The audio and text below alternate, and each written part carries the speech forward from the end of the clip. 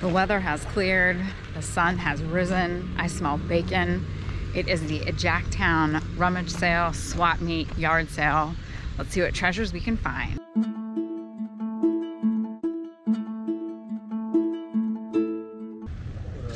All sorts of truck manuals. All sorts of truck manuals.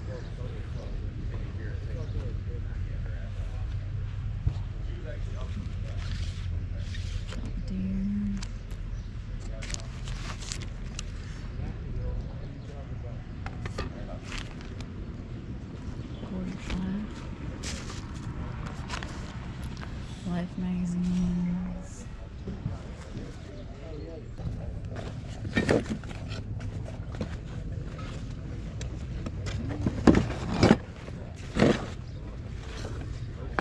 Nail bags for $1.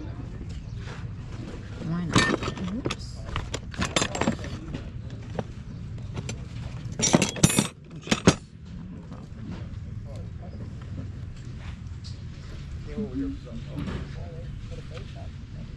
Rusty stuff.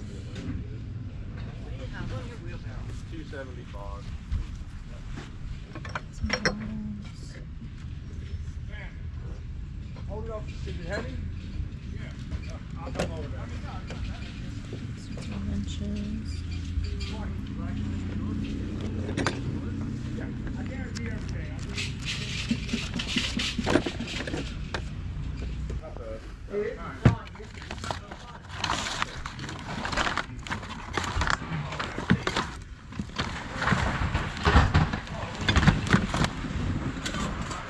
How much you on these, bud?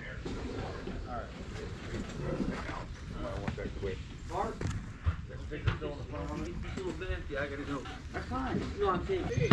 It's quite cold. There's another box, too.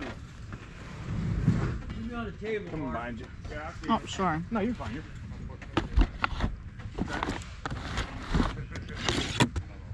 Well, that's cool. That's what you get at like the carnival. The mirror.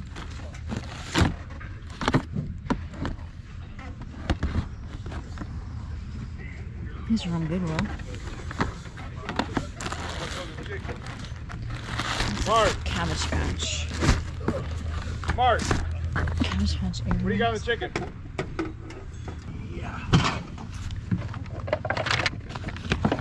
That's a nice box.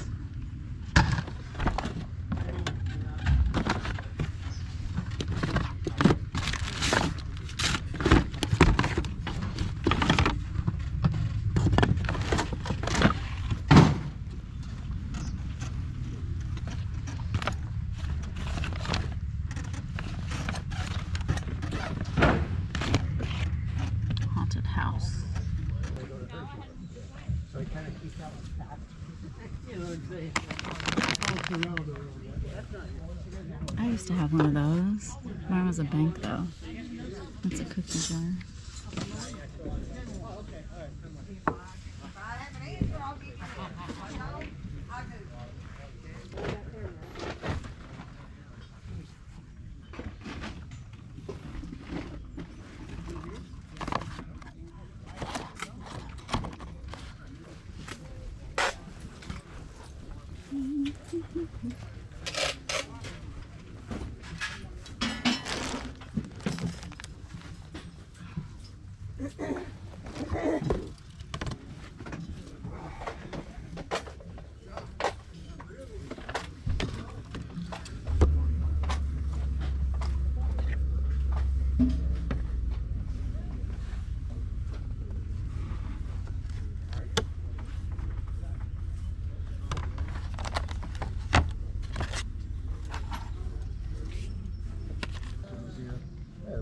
Here, real nice and display and everything.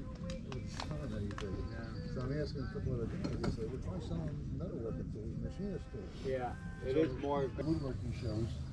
I do one up in Massachusetts, West Springfield in January. I do the New Jersey show in February, and I do Saratoga Springs at the woodworking showcase in March.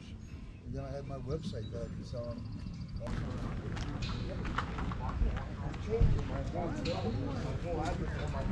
What do they say?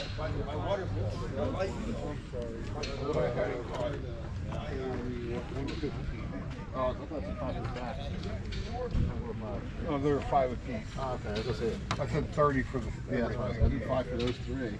Yeah. I'll do 10 for the 3. I'll do 110.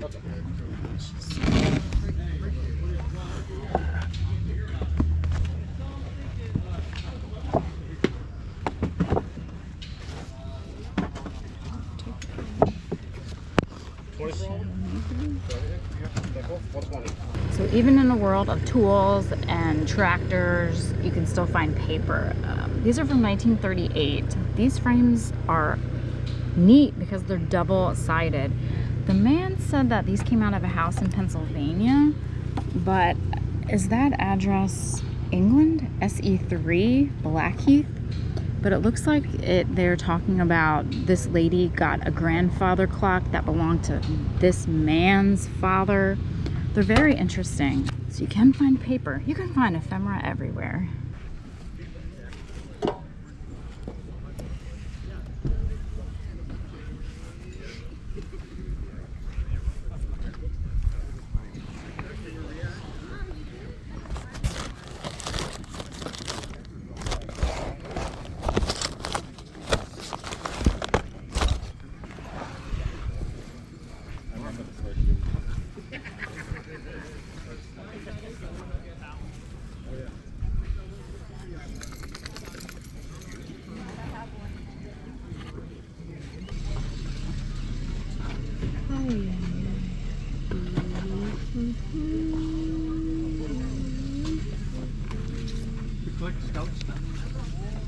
Somewhat. Going into trailers. I seen you get the scout. I did the magic, you know. I don't have everything out because I don't have room. Yeah, I do too. Water carrier and all that kind of stuff. More of that. Okay. Yeah. No. That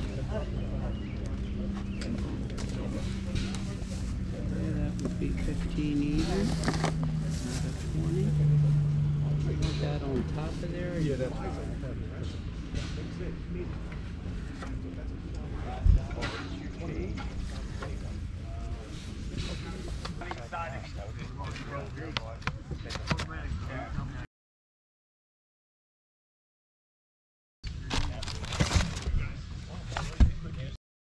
What in the world? Other cards? Wow, that looks scary. I thought that was like for a ghost. Ancient wisdom, spiritual journey. A successful swap meet for sure, with a few surprises thrown in there. This sale, a lot of the focus is on the tools, the machinery, the rusty, the primitive, but sellers bring anything and everything, and you end up finding some good items sprinkled amongst all those tools and that rust. And today, I think I did pretty well.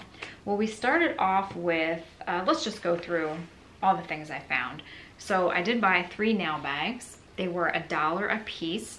Normally nail bags, I picked them up, again, a future project. Always have future projects, but normally nail bags, a lot of times people will charge anywhere between $3 to $5 a piece for them. If they are local to that area and have some nice advertising, more. So these were only $1. We have Washington, D.C. What's this one from? Oxon Hill, Maryland. So these are all over. And we have another one from Oxon Hill, Maryland, from Lumber and Supply Company. Do-it-yourself headquarters. I like that slogan. So $1 a piece, $3, great price. We also found the Cabbage Patch earmuffs. They are still in the box. I actually didn't even open the box to take a look at them. I mean, these have never been out. Now, in the box, these sell between $30 and $45. Without the box, maybe $10. So the box really makes the difference. and I was really happy to have these, to find them. I'm trying to think, I may have had a pair of these myself when I was growing up, actually. We also found this. It's the Harley Davidson motorcycle. This is what they call I call a carnival prize. So you go to your carnival in the 80s and the 90s, you know, you throw the dart at the balloons, you break so many balloons, you get something. And this mirror image is one of the popular items that they had back then. So we picked that guy up as well. I also found this doll. I really liked her face. She has very soft features. Her hair, well, you know, when you're this old and you've been thrown around in boxes, that's what happens to your hair. But again, just her features. She still has some of her eyelashes and then her eyebrows, and then her legs are also jointed. I don't know if these would be her original clothes. There's a chance that they are. I could not find a mark on her head, so I'll just have to do a little bit of research and see what I can find. But she was at the same stand where I got the letters. Now, is there anything really special about these frames? I really liked them when I saw them. I'm thinking the people just made the frames themselves, so you could see both sides, but great way to be inventive, I guess. So these are from 1938, and it's from Blackheath SE3, which to me, that sounds like it would be somewhere in England, perhaps. Maybe those that are over in the UK can let me know. But again, the person writes about, they talk a lot about a clock, how it's gone to you purchased a black and gold lacquered grandfather clock from them sometime. I think that they found out that grandfather actually here, it belonged to ancestors of the manor house from the time it was made until the contents of the home were sold some time ago. So this is interesting content. I'm gonna have to go through, and they actually wrote twice about this clock. Let's see, the home where the clock came from dates from almost 1420 and originally belonged to Abington Abbey. That's definitely in Europe. I don't believe it'd be here in America. See, here they talk about should you wish, I think, to sell it or part with it in the future, they will make a great effort to try and get it back rather that it should go anywhere else. This must have been an important clock. So I got both of these for $10. Now, I think because they were framed, the person that I got these from said that they were doing a clean out at a home in Pennsylvania, and the family they came from a long line of doctors. So I don't know if they thought that this letter has something to do with medical issues or from the doctor, but it was good to know that background. But more than likely they had these hanging up. Who knows, they could have had this clock in that house. That would be something. So we got those. Again, I paid $10. I didn't think that was too bad for that. And then we also picked up one letter from 1897. We are having a delightful time here. It is very quiet. Quietness is good, unless you concentrate. And then the weird thing, the odd thing, the what is this? We're gonna buy it thing. Grandmothers. When I first saw this, I was like, wait, is this stationery? The book and card set full of life and learning. And then I read, when you open this box, you open yourself to a shift in consciousness. You have signaled an intent to these ancient way showers that you wish them to come into your life. Uh-oh. I did open it to make sure the contents were in there. Now I've summoned the grandmothers apparently. So I'm not gonna open it again. These are like oracle cards. This is the second time I have found oracle or tarot cards. I've already sold the one box. that I found about a month or so ago. So that's out the door. These are from 1995. It looks like it's from the 80s. I actually thought this was a horror movie at first because that's what it looks like. I mean, there's no face. I don't know.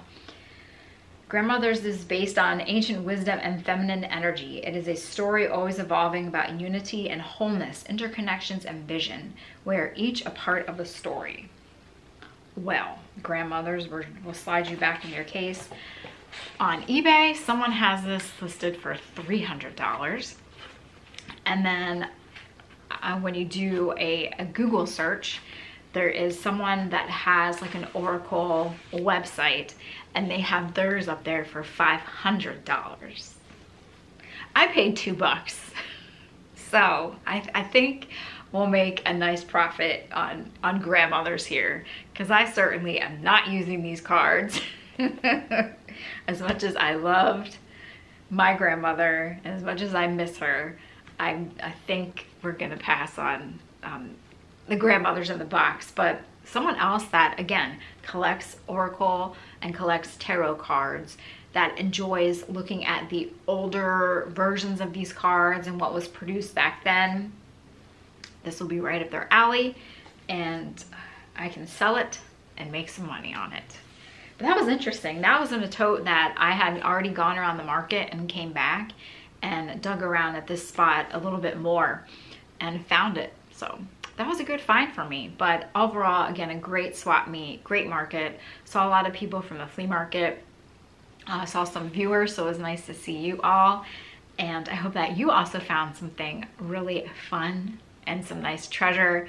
I should have gotten a hand pie. The Mennonite people or the Amish people were there with all of their baked goods and yumminess, but I had to refuse. I have to save it for the donuts at Leesport. Anyway, I hope you enjoyed this flea market, this swap meet. I know I did, and looking forward to the next flea market adventure and seeing what else we can find, whether it is ephemera, some nail bags, dolls, and maybe even vintage grandmothers. Who knows what's out there? Thanks so much for watching. Have a great day, and I will see you all next time for the next adventure here at Paper and Moose.